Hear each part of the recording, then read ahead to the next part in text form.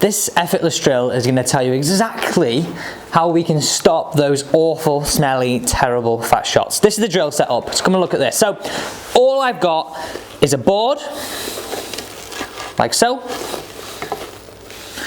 People will be like, that's a kitchen board, that. It's not.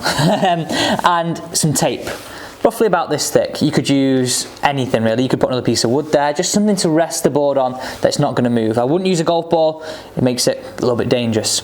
So that's what we want. We want that board leaning towards target as well. That's what we're really going to be looking at here. So let's have a look what benefits you're going to get from this drill. You're going to, number one, understand how to hit a downhill lie, really hard lies. You're going to understand how to hit down the golf ball, and you understand how we want to keep our weight left when chipping and pitching throughout the whole shot. So let's start off by hitting one away here and looking at this on the camera. I'm going to look at a chip shot. So whenever I talk about how to stand to a chip shot, I want you to feel like we've always got that weight anchored left. If we're on a downhill lie, so I'm almost falsely setting up this downhill lie here, we want to always match that slope and swing down that slope. Think about it this way, if you're someone who wants to scoop it, you're going to get found out very early because this ground's higher behind the golf ball than it is after the golf ball.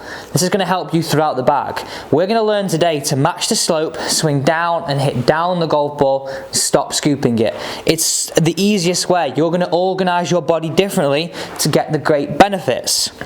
So stand on here now. We're going to hit a little chip away, and we're also going to do it with a pitching wedge to show you as well. So ball position just slightly backwards of stance, weight left.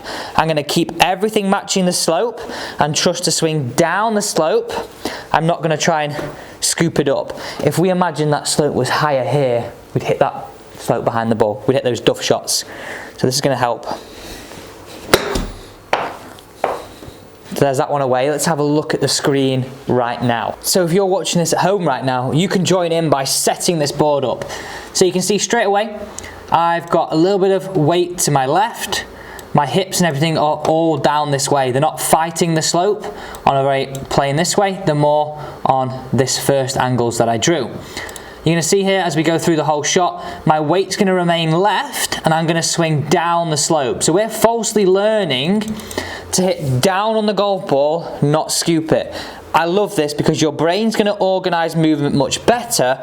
We can't fight the slope. So if you take this away now, and I simply hit a shot away off the board, all I'm looking to do is say, well actually, I don't want that feeling of scooping it. Can I keep the weight left and pivot around that? And this downhill lie is the perfect way to train that. So let's try a little bit of a longer shot and see how this fares. So I'm going to go pitching wedge. Wedges I carry, a lot of you have been asking the questions. 58, 50, 54 and pitching wedge. So I carry 4, and I always do this, I don't know why. Some people carry like a more bladed one, I guess, sometimes in a pitching wedge in a 48. I don't prefer that. I much prefer a set pitching wedge in there. But what do you carry? Smash those comments down below.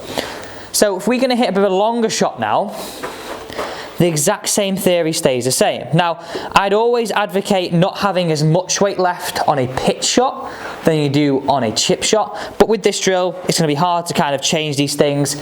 For the premise of what we're trying to do is, we're trying to not fight the slope, swing down the slope to give me a great feeling of hitting down the golf ball to take onto a flat lie. You could also look at this and say, whenever do we have a flat lie?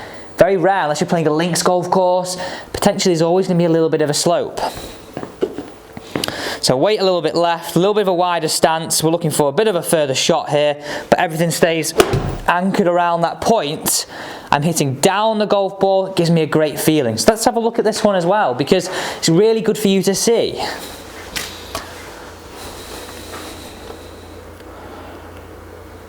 So everything again, a little bit left, address, everything stays left, into the golf ball, hitting down, turning and pivoting around that front side.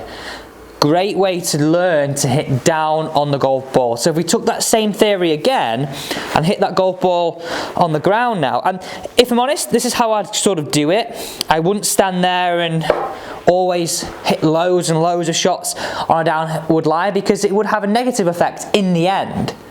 we've got to do a little nice split. For every one we hit on the down, we need to hit one on a flat lie. Remember, we're training with the opposite, so don't fight the slope, swing down the slope. So now I come onto that flat lie. I'm not trying to scoop it, I'm trying to do exactly what I did, and the strike will really, really come. Really, really come.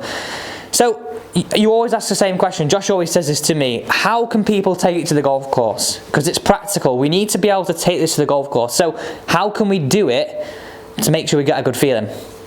Well, there's obviously things we can and we can't do. We can't take a board and some tape out on the golf course. But the one thing we can do, and this is what I would do out on the golf course, is to get that feeling of, well, okay, I've got a 90-yard pitch now. I've got a 100-yard pitch. I've got a 10-yard chip over a bunker. Smelly. We need to make sure we hit down on that golf ball. We need to make sure we trust that loft.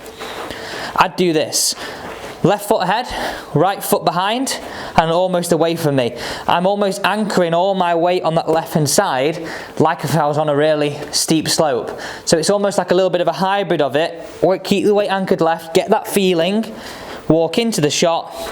I've now got a similar feeling to what I had with the board. Before we leave you on this video, and by the way, I really hope you're enjoying this video and learning a lot here about how we can strike the golf balls. I want to talk about how you can actually get this with your longer irons as well, because I think this is a great lesson to learn. I remember being told this lesson a long time ago. Andrew Murray, really great pro, he said, well, if you're stood there hitting up on it with an iron or picking it off the surface, put yourself on a downhill lie. You'll soon organise movement to do it differently. And if you, by the way, if you are brand new to the channel, I really would appreciate it if you could hit that big red subscribe button and join this team. We're nearly on our way to road to 100k. I can't wait to get there, but I need your support to do it. So, turning this to the face-on perspective right now.